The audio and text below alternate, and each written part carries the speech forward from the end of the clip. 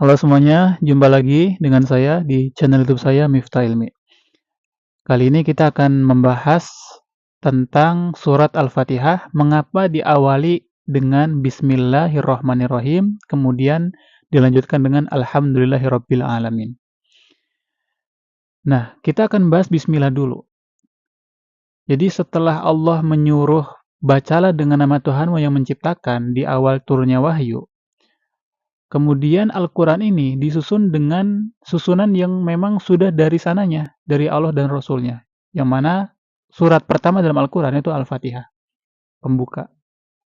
Dan ini diawali dengan Bismillahirrahmanirrahim. Sangkut pautnya sudah saya jelaskan di video sebelumnya.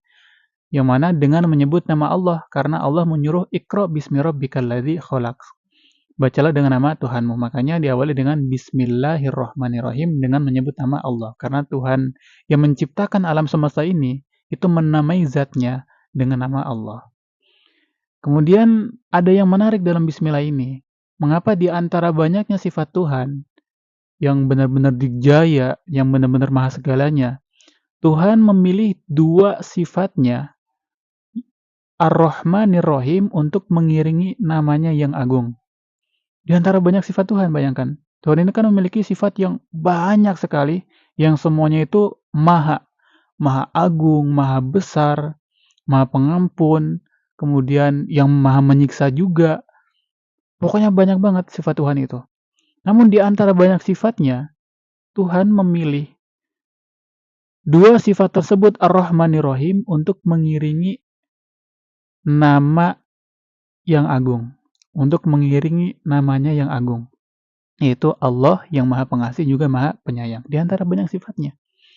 Nah, ini menunjukkan bahwasannya hikmah besar, pengajaran besar, bahwasannya Tuhan kita ini, Allah, memproklamirkan atau menerangkan kepada alam semesta, kepada seluruh hambanya bahwasannya Allah itu memilih sifat Ar-Rahmanir Rahim itu karena Rahman Rahim, rahmat kasih sayang Allah itu lebih luas dari segalanya. Jadi kan Tuhan itu memiliki sifat yang ada yang sifat bertentangan. Tuhan itu maha yang memberi ampun, juga maha yang mengazab gitu. Maha yang lembut, juga maha perkasa. Itu Tuhan. Karena Tuhan itu dijaya gitu. Jadi sifatnya komplit. Tapi justru Tuhan memilih sifat Ar-Rahmanir Rahim. Jadi Tuhan ini ingin dikenal utamanya dari sisi Rahman Rahimnya. Kenapa? Karena adanya dunia ini, adanya kita, diciptakan segala alam semesta ini, itu bukan karena kemarahan Tuhan, bukan karena murkanya Tuhan, tapi karena kasih sayang Tuhan, karena rahmatnya, Tuhan menciptakan alam semesta. Karena rahmatnya, Tuhan menciptakan dunia ini, bumi ini yang sudah komplit dengan segala molekul-molekulnya, dengan segala kebutuhan-kebutuhan yang dibutuhkan manusia nantinya, mulai dari udara, air, dan segalanya, matahari, bulan, itu semuanya diperuntukkan untuk kehidupan manusia, supaya manusia itu hidupnya nanti terarah, nyaman, bisa hidup dengan nyaman gitu, tanpa khawatir kekurangan oksigen, tanpa khawatir kekurangan air. Itu semua disiapkan oleh Tuhan. Bukan karena Tuhan murka, tapi karena rahmat dan kasih sayangnya yang sangat luas.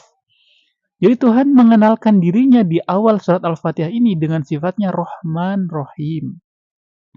Karena kenapa? Karena dalam benak manusia ketika kita mendengar kata Tuhan, Tuhan ini kan yang dijaya, penguasa gitu. Bayangkan kita mendengar kata penguasa saja, kata penguasa atau raja saja di bumi ini. Yang terbenak dalam benak kita, yang terbesit dalam benak kita itu rata-rata, kalau penguasa itu rata-rata otoriter, memiliki hak penuh, bebas untuk melakukan apapun. Tuhan pun bebas melakukan apapun. Tapi Tuhan tidak mau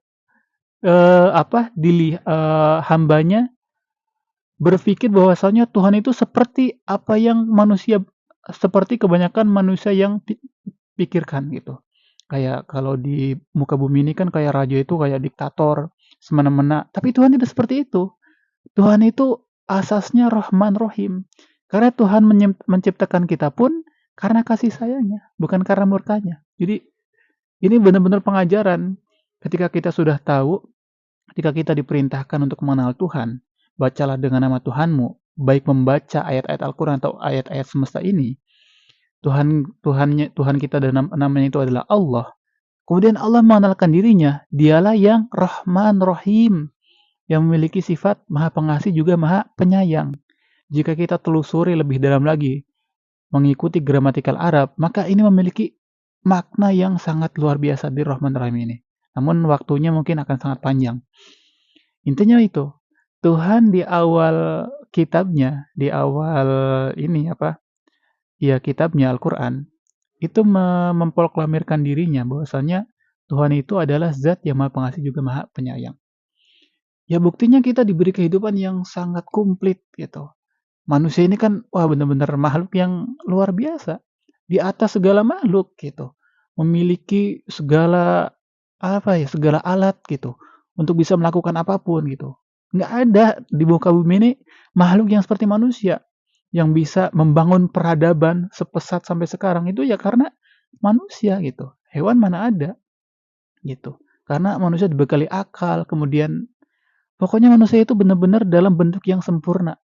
Nah, kemudian ketika kita tahu bahwasanya Tuhan itu benar-benar Maha Pengasih juga Maha Penyayang, memberikan banyak nikmat gitu. Lalu kita gimana caranya bersyukur? Nah, Tuhan memberikan tuntunan. Setelah itu Allah melanjutkan ayatnya, Alhamdulillahirabbil alamin. Maka setelah semua itu, setelah kalian diberikan kasih sayang oleh Tuhan, diciptakan karena rahmat-Nya yang sangat luas tidak terbatas, maka Alhamdulillahirabbil alamin, ucapkanlah Alhamdulillahirabbil alamin, segala puji bagi Allah, Tuhan semesta alam.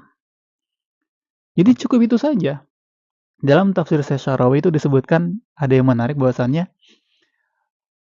ayat ini itu sangat penting. Alhamdulillahirabbil alamin ini sangat penting. Kenapa? Karena membuat benak kita itu merasa nyaman. Kenapa nyaman? Ketika misalkan begini, ketika kita beragama, mengenal Tuhan, kemudian kita mengetahui betapa banyaknya nikmat-nikmat Tuhan yang diberikan kepada kita, nikmat yang tidak terbatas, wa in ta'uddu la tuhsuha, jika kita hitung itu tidak akan bisa menghitungnya karena tidak terbatas itu. Akhirnya ketika kita sudah nyaman dengan semua kenikmatan itu, pasti kita akan sangat berterima kasih. Kita diberi rumah sama manusia saja pasti sujud-sujud itu kan, kayak terima kasih banyak gitu. Mengucapkan banyak kalimat terima kasih, bahkan memuji-muji gitu kan. Sampai pujian yang benar-benar tinggi. Namun, Tuhan itu tahu, sebanyak apapun pujian manusia, itu tidak akan mampu gitu kan, menandingi atau sebagai bentuk rasa syukurnya itu nggak bakal sampai gitu. Karena pemberian Tuhan itu sangat banyak. Nah, akhirnya Tuhan memberikan ajaran bahwasanya untuk bersyukur kepada Tuhan, untuk bersyukur kepada Allah, maka cukup katakan Alhamdulillahirabbil alamin. Ya cukup itu saja. Bayangkan kalau agama ini atau Allah tidak memberikan pengajaran bagaimana caranya bersyukur, pasti benak manusia akan disibukkan, apalagi orang-orang yang ingin dekat dengan Tuhannya. Cara bersyukur itu pasti akan berbeda-beda nantinya. Orang yang paling indah bersyukurnya pasti orang yang paling tahu dengan bahasa Arab atau yang paling tahu dengan gramatikal bahasa Arab. Tentunya orang-orang bodoh, orang-orang bawah gitu kan, yang hanya sibuk bekerja, mereka bingung untuk cara bersyukur itu bagaimana. Jadi setiap orang itu nanti beda-beda gitu. Ketika dia sekolahnya tinggi, maka dia bisa merangkai kata-kata pujian syukur kepada Tuhan dengan kata-kata yang indah, sedangkan yang lain nggak bisa karena beda kelasnya. Tapi Tuhan menyamakan semua hambanya cukup dengan mengucapkan Alhamdulillahirabbil alamin sebagai kalimat syukur kepada Tuhan atas segala sesuatu yang Tuhan berikan, yang mana tidak terbatas yang Tuhan berikan kepada kita, tapi kita cukup dengan Alhamdulillahirabbil alamin. Dan ini benar-benar lagi-lagi kasih sayang Tuhan, sehingga benak kita tidak disibukkan untuk berpikir bagaimana caranya membalas atau bersyukur atas semua pemberian Tuhan yang sangat banyak ini. Tuhan mencukupkan, alhamdulillahirabbil alamin. Maka kata Syahsyarawi, alhamdulillahirabbil alamin, alhamdulillahirabbil alamin. Kita wajib mensyukuri atas nikmat alhamdulillahirabbil alamin yang diajarkan oleh Tuhan. Jadi alhamdulillah, alhamdulillah. Jadi bersyukur atas kalimat alhamdulillah. Nah itu. Dan setelah itu, ayat setelah alhamdulillah alamin, apa selanjutnya? Ar-Rahmanir-Rahim lagi. Setelah itu baru Malik Yaumiddin. Yang saya pelajari di kampus tentang tafsir Al-Quran, ini ada hikmah luar biasa. Kenapa Ar-Rahmanir-Rahim baru Malik Yaumiddin? Tidak Malik Yaumiddin dulu. Ini juga ada hikmahnya lagi-lagi. Dan nanti kita bahas, semoga bermanfaat pembahasan Bismillah dan Alhamdulillah tersebut. Semoga bermanfaat. Assalamualaikum warahmatullahi wabarakatuh.